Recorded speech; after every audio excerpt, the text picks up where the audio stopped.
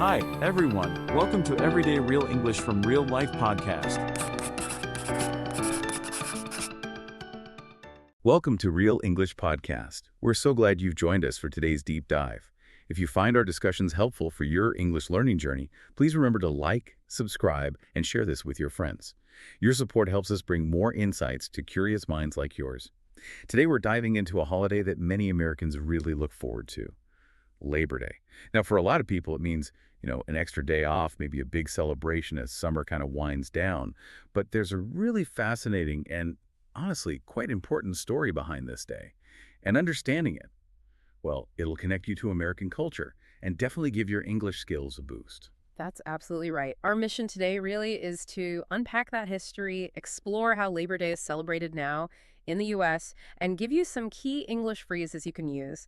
We want to make it all clear using simple explanations for anyone curious about American life and the language, too. Yeah, and what I find just amazing, and what we'll explore, is how this day started because of some really serious, sometimes even violent struggles for workers' rights.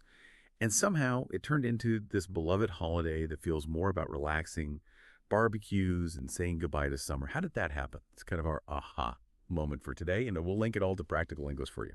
Okay, so let's get into it. To really get Labor Day, we need to step back in time, way back, to the late 1800s in the United States.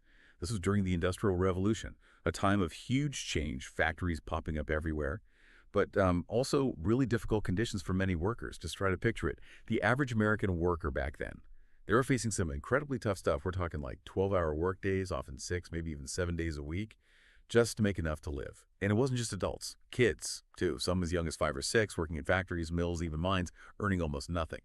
And the workplaces themselves, often really unsafe. Bad air, no proper bathrooms, hardly any breaks during these super long days. It was a pretty rough existence. And exactly those terrible conditions sparked something powerful. The rise of labor unions. You see, these were groups of workers who realized, hey, if we stand together, maybe we can change things. They started demanding better hours, safer places to work, and of course, fair pay. They knew one person alone didn't have much power, but together, they could push for real change. Now, this led to many strikes and rallies, and unfortunately, some of these did turn violent. You might have heard of the Haymarket riot in Chicago back in 1886. Policemen and workers were killed there. It really shows how intense the fight was for basic worker protection. Things like, a safe workplace, a reasonable number of hours, things we often take for granted today. That sounds incredibly intense and dangerous, really. Was there a feeling back then that these fights were just bound to happen? Or did people think they could find a middle ground? How did these early clashes affect how people saw the labor movement? That's a really good question. It was definitely tense. On one side, you had workers feeling like they had no other choice. Their survival was on the line. But on the other side, many factory owners and even parts of the government saw the unions as, radical troublemakers. Public opinion was split. And news about the violence often got sensationalized. But what those early, sometimes tragic events did do was force the issue out into the open. People couldn't ignore the struggles of the working class anymore. Right, so all this tension, this desire for change, it led to something pretty amazing. The very first Labor Day parade, this is September 5th, 1882, in New York City. Can you imagine? 10,000 workers. They actually took unpaid time off their jobs, those tough jobs we talked about, to march together. From City Hall to Union Square. It wasn't just a walk in the park. It was this massive show of unity. Like they were saying, look at us. We matter. We deserve respect. Exactly. And that idea, it caught on fast. What started in New York spread to other cities, other industrial centers.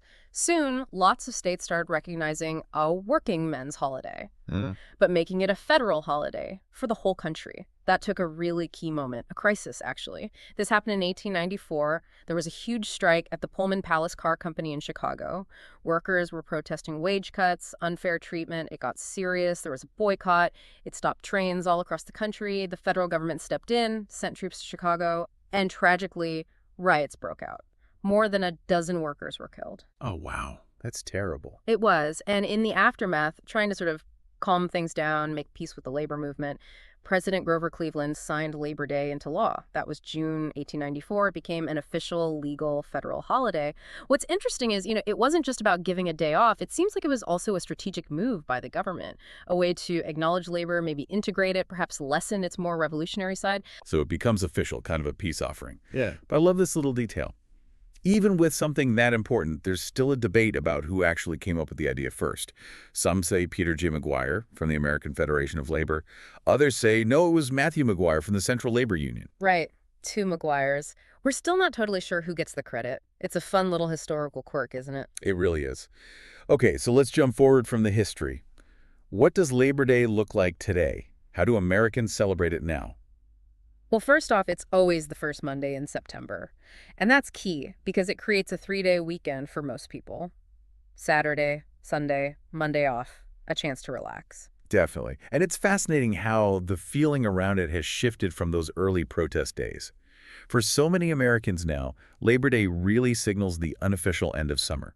Even though technically summer goes on for a few more weeks, this weekend feels like the last big summer celebration before things cool down. Yeah, that last hurrah. Exactly. And it also marks the start of the back-to-school season.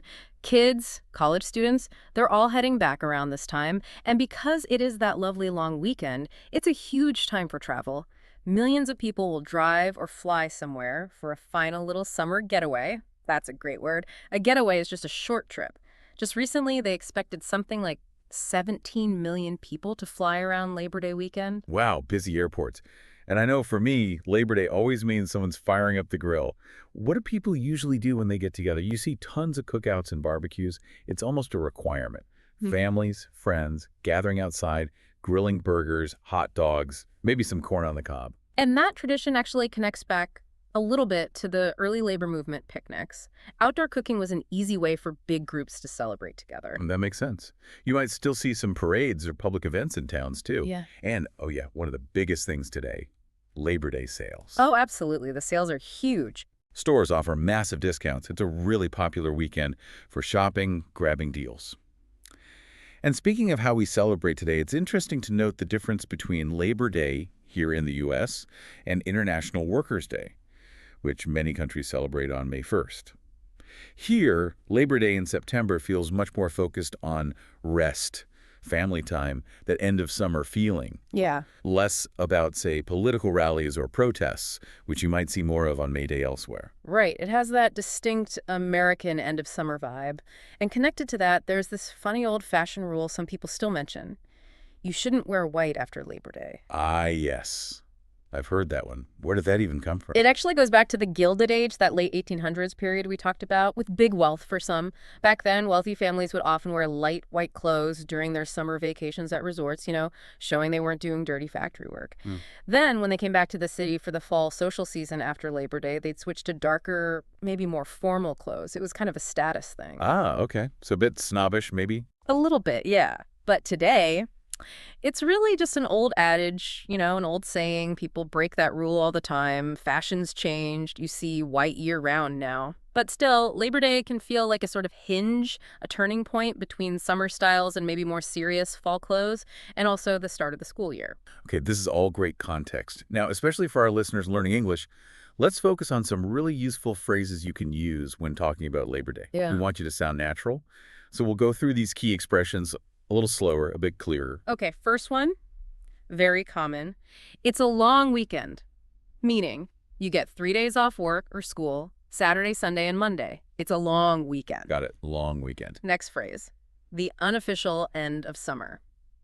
We mentioned this. It just means that even though summer isn't technically over, this weekend feels like the last big bit of summer fun. The unofficial end of summer. Makes sense. Feels like the end. Yeah. Okay, for those barbecues, you might say, we're having cookout. Or maybe, let's fire up the grill. Both mean you're planning an outdoor cooking party, usually with things like burgers and hot dogs. We're having a cookout. Love a good cookout. And for the shoppers, Labor Day sales are huge. Or you might tell someone, I got this on sale over the holiday weekend. It just means stores have big discounts. Labor Day sales. Good deals to be found.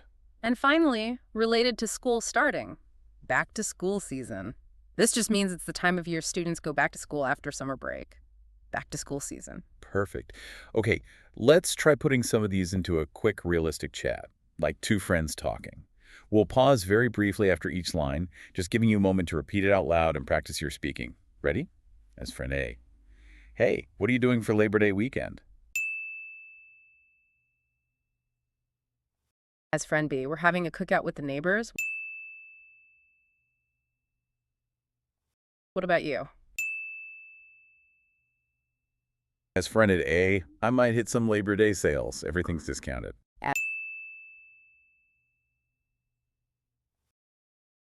As friend B. Sounds like fun.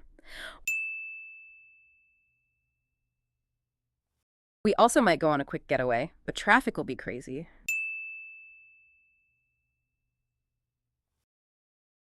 Nice job. Try using those phrases yourself. Practice with friends, family. The more you use them, the more natural they'll sound. And, thinking about all this, the history, the celebrations, it really brings us back to the core meaning. Labor Day, beyond the barbecues and sales, is still this powerful reminder, a reminder of how vital it is to have protections in the workplace. That labor movement that started way back then with those tough fights, it's still active today, working on important issues. That's such a crucial point. You mentioned the historical struggles. How has the movement kind of kept going since then? What are some key things they focus on now that people working today might relate to? Right, another great question. Well, while some basic rights were won, the fight continues. Yeah. Today, labor unions are often fighting for things like adequate salaries, wages that actually keep up with the cost of living. They're pushing for genuinely safe conditions in all kinds of modern jobs, securing retirement plans, making sure overtime pay is fair, and importantly, they advocate for equal access to education and support for workers who are often marginalized. Think about women, people of color, differently abled workers, often the very backbone of the economy. The fundamental belief is still there. Everyone, no matter their job, should be able to afford healthcare, food, housing, and have a voice where they work. Absolutely. It's really a day to honor all workers, isn't it? Whether you're a teacher, a doctor, someone building houses, a software engineer, a parent managing a household. Everyone contributes. It's about recognizing that work and also, crucially, recognizing the importance of rest. Everyone needs a break sometimes.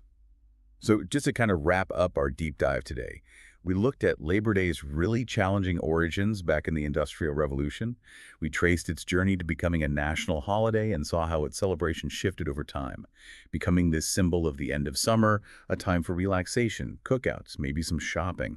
But most importantly, it's a day rooted in honoring the hard work and contributions of absolutely everyone. And maybe this deep dive leaves you with a thought, something to consider. Labor Day reminds us how important breaks are, not just for our bodies, right, but for our minds too, and really for a healthy society. So how could we maybe bring that spirit, that idea of valuing rest and recognizing effort into our lives more often? Not just on one holiday weekend, but maybe every day. Something to mull over. A really powerful reminder. We hope this deep dive gives you something to reflect on, maybe about work and rest in your own life, or the efforts of the workers all around us, not just on this holiday, but every day. Want to practice these phrases? Download your free PDF guide to review vocabulary, role plays, and quizzes. Find the link in the description and pinned comment, and feel free to share it with friends. Like and subscribe for more English tips.